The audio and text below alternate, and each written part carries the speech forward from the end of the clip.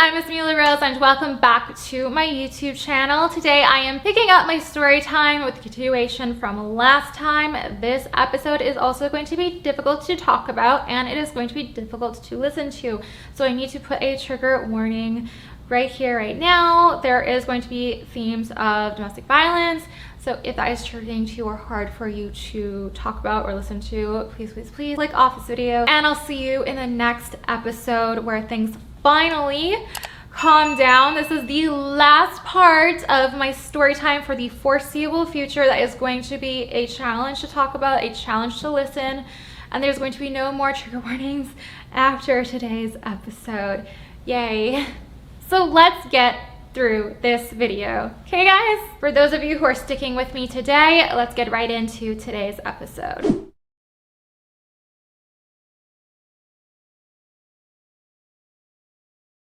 Let's go through a quick overview of our last story time. In the last episode, I did talk about attending my father's funeral with my brother, how my mother was in denial, and today we are going to be picking up the story time somewhere in early November. Now, just because I want to keep the consistent story of how in denial and crazy my mother is, I realized I kind of missed a mini story time, and I believe that this story did take place in the summer. I wasn't a part of this conflict, but my brother and my mother were in the basement and they had a scuffle conflict, and all I know is that my mother had thrown a mirror or something, glass, and a shard or something really messed up my brother's leg to the point where he needed to get stitches. And when he limped upstairs and I was going to go, I went downstairs to figure out what was going on, because I was like, what is going on? I just hear a lot of screaming and it sounds pretty bad and I want to make sure my brother's okay.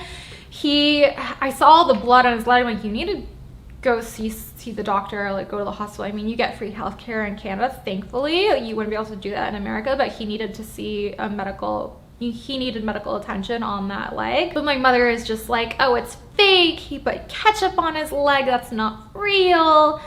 And my brother did take a taxi to the hospital where they gave him stitches, and he walked home like an idiot. Love my brother, but I know that taxis are probably just super expensive, so that's probably the reason why he chose to walk after the expense that he had to deal with. Now, getting back on track with our stories, we're in November. I'm going through school and my semester is starting to wrap up. I'm still really struggling with chemistry. My grade's not great. I'm really trying to just get a passing grade. I remember there was a presentation that I had to do for chemistry, and that day there was a really bad blizzard. There was a foot of snow and I was really sick. I missed the presentation and I knew that was going to really hurt me with my grade. Honestly, if I showed up to the presentation, maybe I would have been able to pass. The exam didn't go too great. I remember when we finally got our grades, the teacher sat me down to notify me that I'd failed. I think the passing grade was a 50 or 60, I don't remember. I think it was a 50. And teachers would bump you up 5% to a passing grade if you had at least a 45. And I think my grade was a 44, so she refused to bump me up.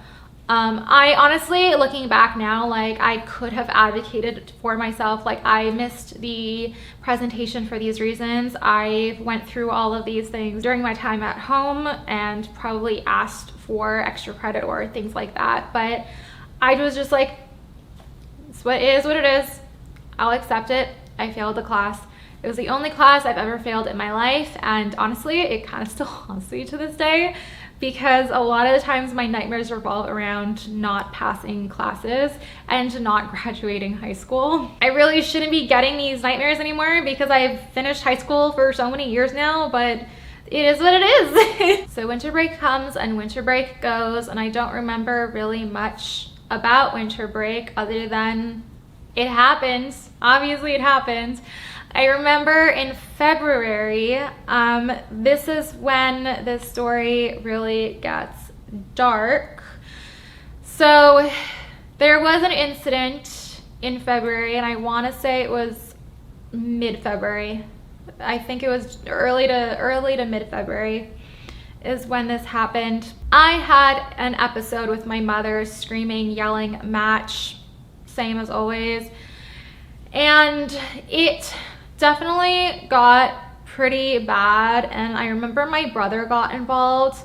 Now that I think about it, like, this is literally just coming to me now, but in the past, whenever my mother and I would have a screaming and yelling match, my mother would ask my father for support, and my brother was always there to support me and advocate for me. And in this situation, I wonder if psychologically, like, my brother was stepping in because my father was no longer there and available to support my mother.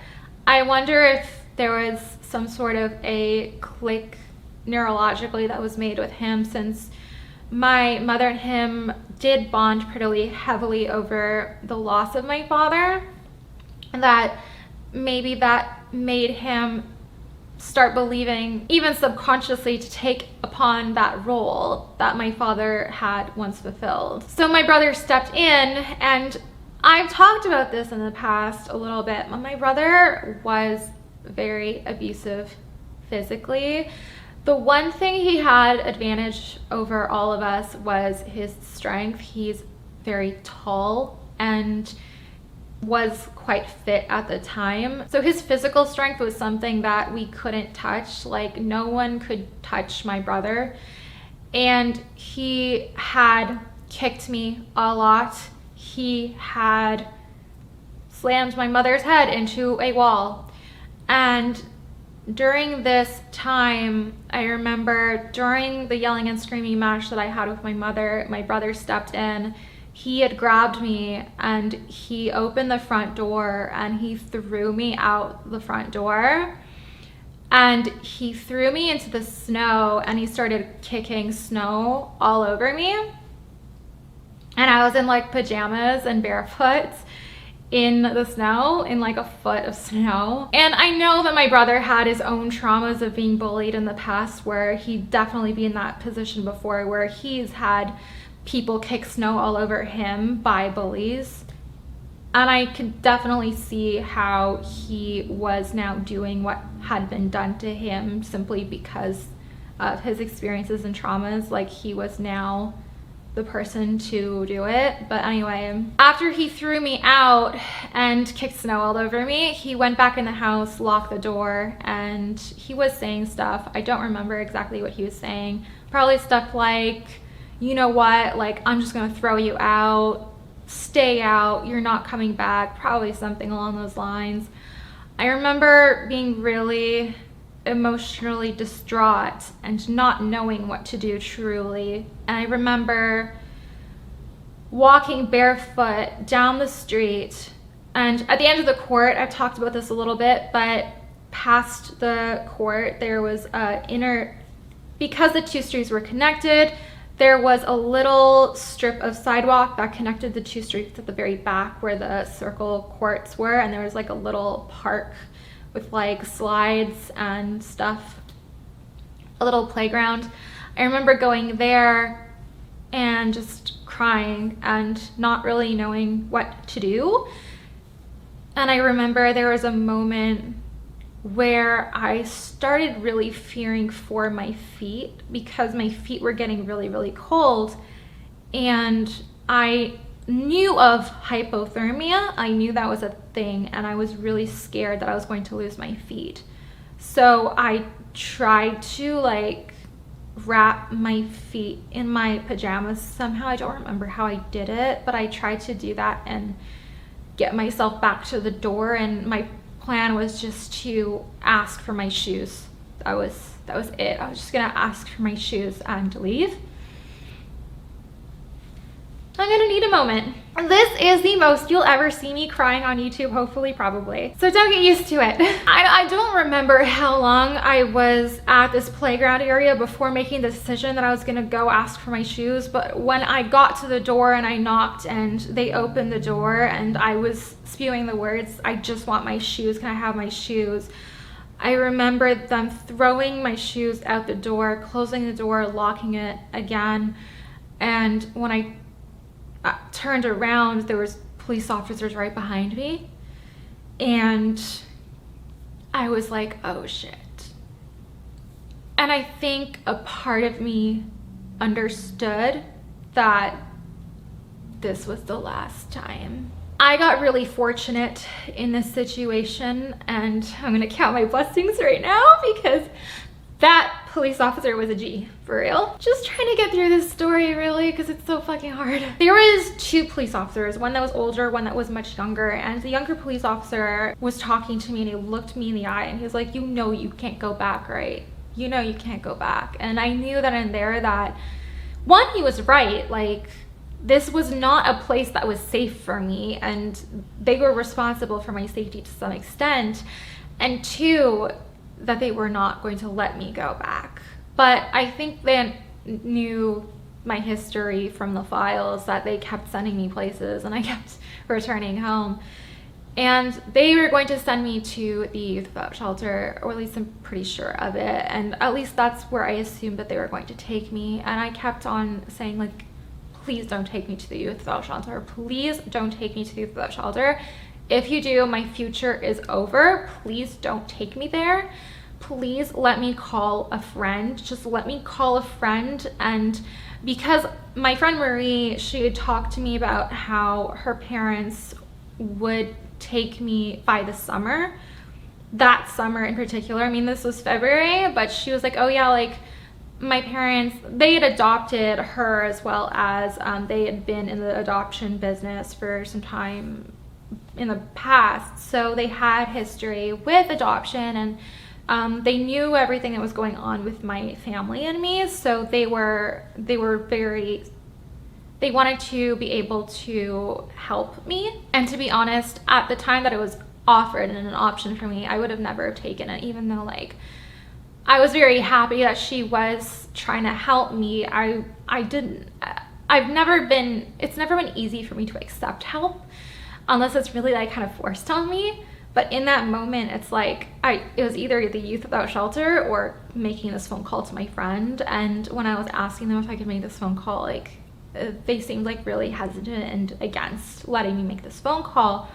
But I spewed out, like, they said that they were going to take me in, like, they were adoptive parents, like, please let me make this phone call. And I think something about that made the push for them to allow me to make the phone call.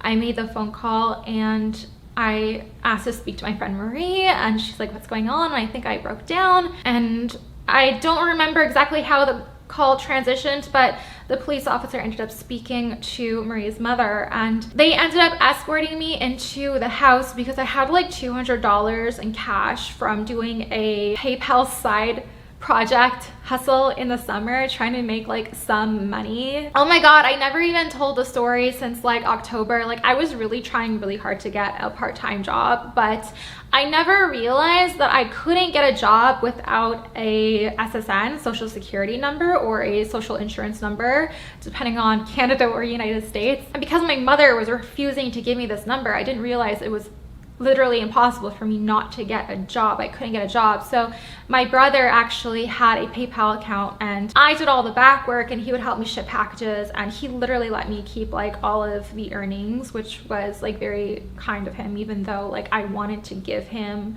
a cut for helping me. And I sold like our Nintendo 64 and games and like some other stuff. So I literally begged the police officers to let me in my house to get this $200 in cash, so I could at least not be completely useless and be able to get like some essentials to be at my friend's house, like my face wash, my conditioner, my shampoo, like maybe some food. I didn't want to be completely without because I didn't want to burden them. And so the police officer hesitantly did escort me into the house and acted like a supervisor for being able to make sure that nothing was going to happen with my mother and my brother. And I ran up the stairs, I grabbed my cash, I think I might have grabbed a couple other things I don't remember, and I made my way back downstairs, and I left with the police officers, and they took me to my friend Marie's. I remember they welcomed me. My friend Marie gave me some clothes, fresh clothes, so I can go shower. I was really cold. I had been in the snow and the cold, like pretty much barefoot for I don't even know how long. And the whole time the police officer was talking to Marie's mother, and I showered in hot showers for I don't even know how long. And I had a really bad black spot on my big toe. I don't know why that part's hard for me to talk about, but it is. So I was definitely getting hypothermia. Like, I was definitely in the early stages of getting hypothermia and potentially losing my toe. I remember that black mark did last for quite some days too, but I had the hot water blasting on my feet for the longest time in that shower, and I was crying a lot. After I showered and I got dressed, I went to speak with Marie and her mother, and it was very kind of ironic because the police officer had actually been taught in middle school by Marie's grandmother. So that was a very ironic little side story. Marie showed me a room in the basement that I was able to stay in and reside for the time being. I mean, there wasn't any set point where they're like, oh, you can only stay for this long. It was like, no, like, this is your room now kind of thing. And I remember crying myself to sleep pretty bad, and I was really grateful for the situation that I was in, don't get me wrong. I just want to wrap this story up. I just had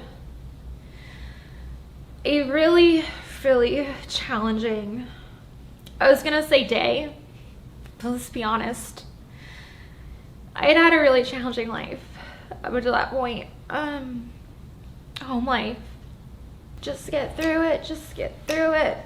I literally had to go on Twitch to do a League of Legends stream after this, so I'm still showing up. I'm still gonna make it happen. It's so funny because it's raining so hard right now outside. Like, it's just so ironic and so perfect. Honestly, I think this is literally where I'm going to end the story for today. And again, like, thank you so much if you are able to stick through these story times. Like, you're the real ones, you're the G's. But I am going to end it off here for today. I am finally through the hardest talking points. I remember telling myself I didn't want to come on here to talk about a story that I thought would make me cry, and yet I still did. But the whole point, like, I really did feel like I was ready to talk about this for like a long time coming now, despite the fact that I am shedding so many tears right now. And I'm really glad that I am talking about this today, and I am very excited to get into the next chapters of my life and story times here on out, going into the rest of my 11th grade, 12th grade, and into college, and my experiences in Vancouver. So there are so many story times to come that are not hard to talk about, and then are not hard for you to sit here and listen to. So again, thank you so much for your continued support and being here, and I really do hope that these stories help someone in need and at least show others that they're not the only ones going through certain things in their life, and to maybe help bring some clarity to it all, because helping something make sense really does help the healing process too. But anyway, that's enough for me today. I really need, personally, myself a breather, so I'm going to end it here. If you like this video or if you found it helpful at all, please give me a big thumbs up, subscribe down below, turning on that notifications bell so you don't miss my next story time coming very soon. And we're finally gonna get into some good days. We really need those in our next story times. So stay tuned for those, and I'll see you next time. Bye for now.